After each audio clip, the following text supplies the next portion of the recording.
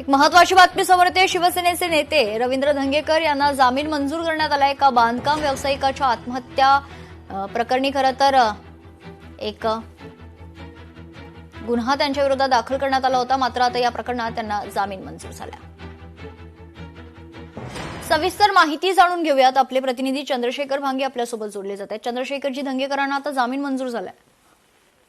मेघना, खरं तर काही वेळापूर्वीच हा जो जामीन आहे तो पुणे न्यायालयानं मंजूर केलेला आहे।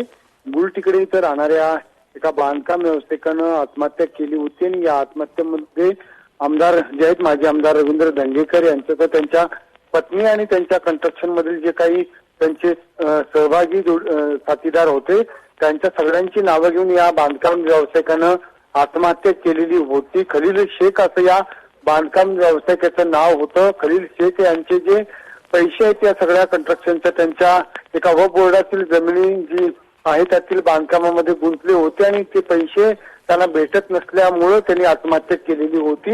आणि सगळ्या आत्महत्येनंतर माजी आमदार जे आहेत रवींद्र धंगेकर यांच्यासह त्यांच्या पत्नी प्रतिभा धंगेकर, त्याचबरोबर बाळा शेंडगे हे जे मनसेचे कार्यकर्ते आहेत पुण्यातील आणि त्याचबरोबर भाजपचे जे आहेत रघु गौडा यांच्यावर हा सगळा गुन्हा दाखल करण्यात आला होता। एकूण 14 जणांविरोधात हा गुन्हा दाखल करण्यात आलेला होता।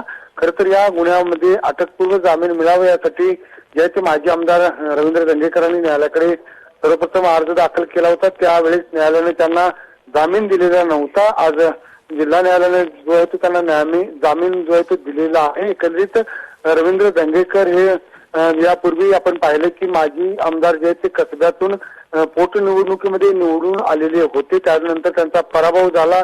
विधानसभेच्या निवडणुकीमध्ये, लोकसभेच्या निवडणुकीमध्ये त्यांचा पराभव झाला। हा जो मूळ विषय आहे मेघना, तो एका वक्फ बोर्डाच्या जागेचा आहे। वक्फ बोर्डाची जमीन जी आहे त्या वक्फ बोर्डाच्या जमिनीमध्ये आमदार रवींद्र धंगेकर आणि त्यांच्या पत्नी ज्या आहेत प्रतिभा यांच्या तर इतर जे त्यांचे भागीदार आहेत त्यांनी बांधकाम केलेलं आहे। बेकायदेशीर हे सगळं बांधकाम असल्याचं सांगितलं जात आहे आणि या सगळ्यामध्ये एका या व्यावसायिकानं आत्महत्या केली होती। अत्यंत दुर्दैवी सगळा प्रकार जो तो आत्महत्येचा पुण्यात झालेला होता आणि या सगळ्यामध्ये स्वारगेट पोलिसात आमदार रवींद्र धंगेकर यांच्या विरोधात गुन्हा दाखल करण्यात आलेला होता आणि या सगळ्या गुन्हा दाखल झाल्यानंतर तब्बल 4 ते 5 दिवस हा जो प्रकार आहे जामिनीचा त्यांच्याकडून सतत न्यायालयाकडे अर्ज दाखल केला जात होता आणि आज त्यांना काही वेळापूर्वी जो तो जामीन मिळालेला आहे। मेघना, चंद्रशेखरजी, आपण दिलेल्या सविस्तर माहितीसाठी